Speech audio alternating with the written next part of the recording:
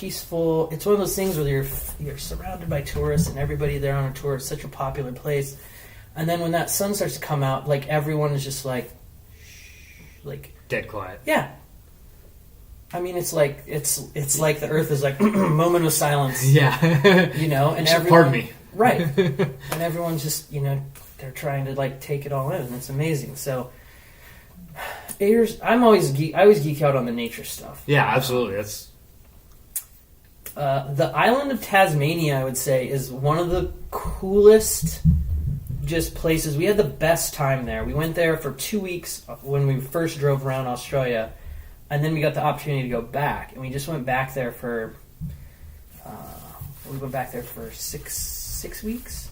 It was just awesome. This is an awesome place. You can go and you can hike everywhere, and the island is essentially self-sufficient. So all the produce, all the all the meat and stuff you eat all comes from there, because they're sort of this self-sufficient little island. So everything there is, it's not necessarily organic, but everything is fresh, and like they have this kind of interesting. It's not farm to table. It's just always been. Yeah. It's not the thing there.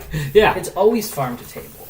There's no supermarket, right? I mean, it's well, they have all that stuff. They've seen it. Yeah, you know what I mean. They know about the conveniences, but even those companies have made it a point to try to bring in local stuff and try to, because otherwise they'd be out of luck, because that's what how everyone lives. I mean, I'm glorifying it a little bit, making it sound like this sort of, so Tasmania is not one giant farmer's market, but it's, there are a lot of that. That's one of my favorite places. We did this thing because when we were traveling, you get so tight with money. You become just such a tightwad, and I was never like that. But in Tasmania, we were always looking for stuff to do, also because or in Australia in general, because the dollar was so bad at the time. Yeah. We go to these tourist offices, and there was this thing called 60 Great Short Walks of Tasmania. And I think we did, in our 8 weeks that we were there, we did something like 46 of them or something.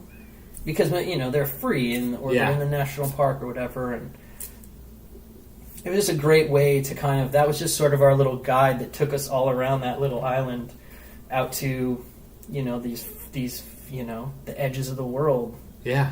Where they're in these tiny little towns that have been this way for hundreds of years, So Tasmania is a good one for me. I'm trying to think what else. Any safari? Safari is the best money I've ever spent. Yeah. Everyone should do it. It's the best thing that there is. It's what you sit there and watch on planet Earth, and just with your mouth open, drooling, oh my god, nature's crazy. But you can actually go to that. Yeah. You can go to that. Sit on the top of that Jeep and yeah. And it's crazy, man. And the things you see, and oh my god, our guide. We went in Tanzania, our first safari. It was the most expensive thing we had done in a while. And we were meeting some friends there in Tanzania. Our friend had volunteered there before.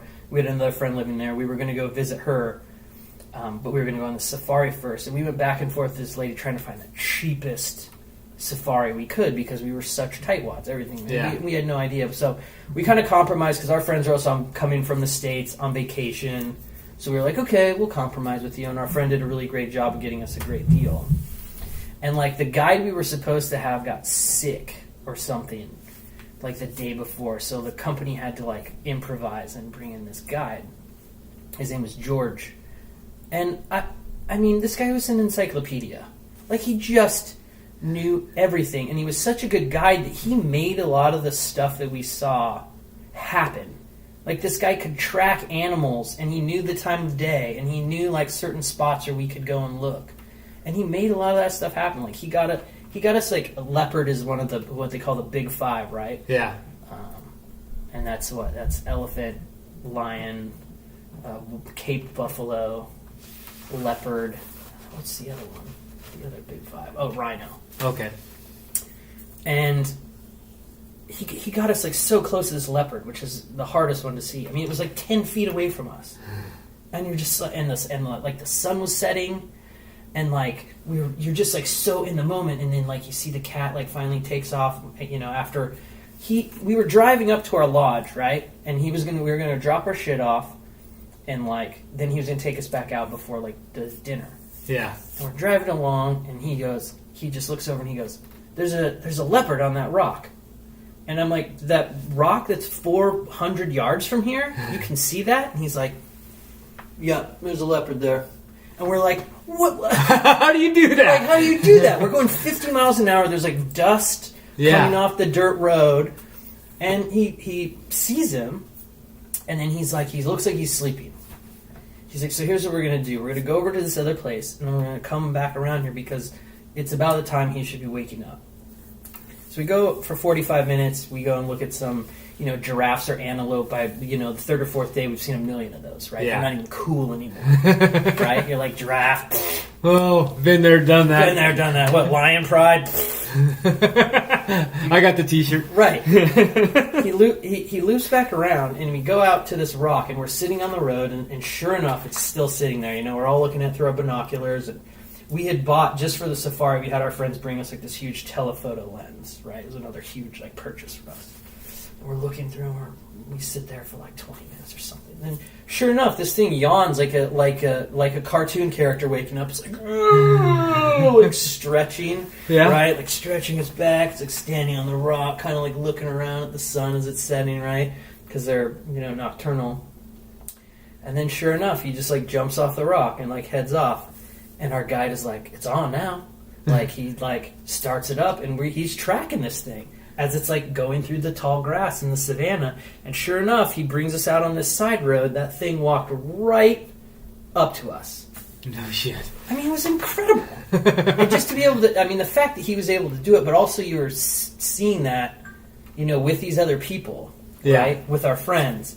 And you're just like, so, you just can't believe it's happening, and you're quiet. You're like, "Oh my God, this is awesome." You're like whispering and like tapping each other, and like, you're just waiting, like, what's it going to do next? And it's like, it's doing like cat stuff. It's like spraying the tree, like to mark its territory and sniffing around and all this stuff. And you're like, it's like a giant house cat. It's Garfield. It's like a big fast Garfield. And then it takes off and it goes away, like into the night. Yeah. And it's one of those things where you just look at your friends and you're like, We saw "It's fucking incredible. That just happened." Oh my God. And so, but that safari is one of the best things. And safari is a drug. When we were in Africa, we did almost 3 weeks of safari. Like, we did a couple like tours. We did that was our big tour, and then we did a walking safari that we paid for, which you should never do a walking safari.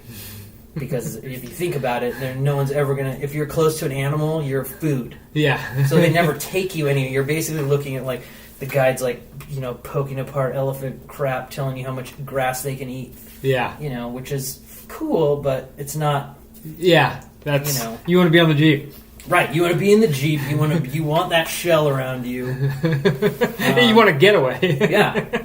But then we also did like some self-drive safaris. Like you can go into Kruger National Park in South Africa just with a rental car and drive yourself. I mean, with a guide, I think is better. Yeah. But like we're cheapskates, We're trying to be fun. You got to stretch that money, man. You got to make everything count. So you're like, do we need a guide? Maybe not. We already have a rental car. We're halfway there. Better than walking. Like, yeah. So we went and did that. There's just safari is just incredible. It's incredible to see the animals in their habitat and just the fact that they exist, because we can't see that here. Yeah. And seeing a lion at a zoo is not like seeing it like stroll across, or like them like hunting, like getting down and like doing their little army crawl as they're looking at the hyenas. Yeah. And the different... No, you're watching a house cat do a trick for a steak. Yeah, right? It's just, it's incredible. I would definitely... Safari is definitely one of the absolute best things. Freaking bucket list just started right here. Yeah, you should... I recommend that to anyone. If you don't like safari, like, it's possible you could get a good guide or a bad guide or go with a bad company. But if there's someone who doesn't like safari or have a good time, like, it's just... there's something off about you. What's the scariest scariest moment you've ever been in? Oh, it's the 7.8 earthquake when you're looking around. You're looking around at Kathmandu and everything's made of bricks, right? And we had just, because we're the cheapest again. I keep coming back to this. We had staying at this hotel, it was like $6 a night or whatever. We booked like the online rate, right? That's like how they get you in. Yeah. And we're like, hey, do you guys have any more rooms left? And they're like, yeah, of course. You can have the same room, but the price is triple. And we're like, no, we want a cheaper room. They're like, okay, well, we'll send you down to our sister hotel. It's just down the way, right? So it's like the shitty version of this already kind of shitty hotel. And we had just chucked our bags in. We're on the bottom floor. And we went and got breakfast. And then we were like, dude, you should go back and get the GoPro because I want to walk through Kathmandu because it's just so crazy. And I just want this footage to have. I don't know what I'm going to do with it. And we went back to get the GoPro. And the next thing you know is the thing is swinging. This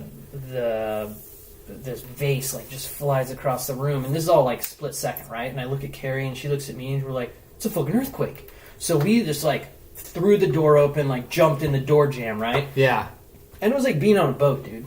We were going back and forth, on rough seas, man. And it was we were, it was shaking the shit out of us. Yeah. In California, even with only having been through little tremors and things, this was the real deal.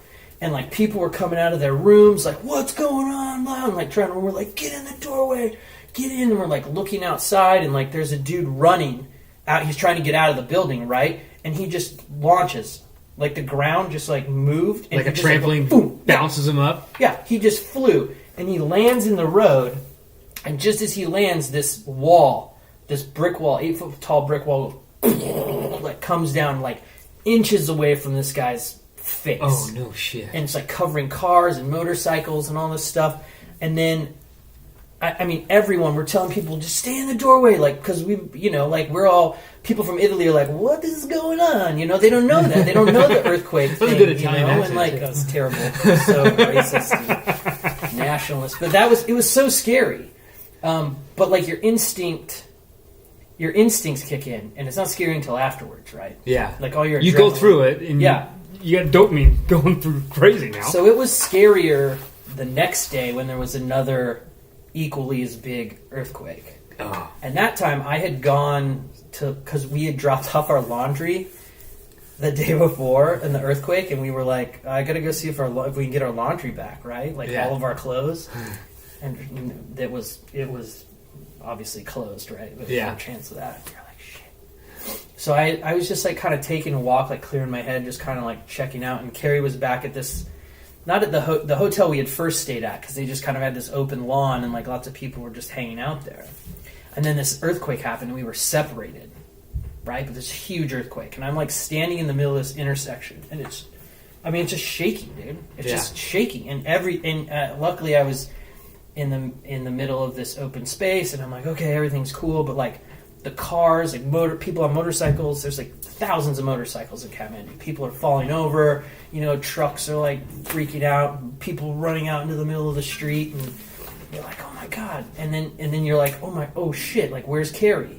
And so I'm literally I run 800 yards, full sprint, just trying to get back. I'm running over the brick wall that had fallen the day before, right? Yeah. Jumping over stuff, trying to get back. And then I'm dude, are you okay? And you're so relieved. And it's just it's so. We talk about it in one of the blog posts. It's when things happen with instinct, right? And your adrenaline kicks in, it's scary after. Yeah. Right? But once you know what can happen, what the consequences are, then the ground starts to shake again, and now you're scared again. Because basically, since that one moment where the adrenaline's kicked in, you're thinking about it happening again. Yeah. And then it does. And that happened. We were there. We ended up being there for 5 weeks, and there were no major earthquakes or anything, and we were sleeping outside at the U.S. Embassy, or part of the U.S. Embassy. We were sleeping in these big tents while we were doing relief work. A lot of the group, the Americans that we were working with, were staying there because they weren't charging us any money. It was cheap. We were eating MREs, and we were gone 15 hours a day, running up into the mountains gathering supplies, sourcing all the stuff, and then going up into the mountains and dropping it off. But like 3 or 4 weeks later, there was another one, like almost a month. Yeah. And we had literally just moved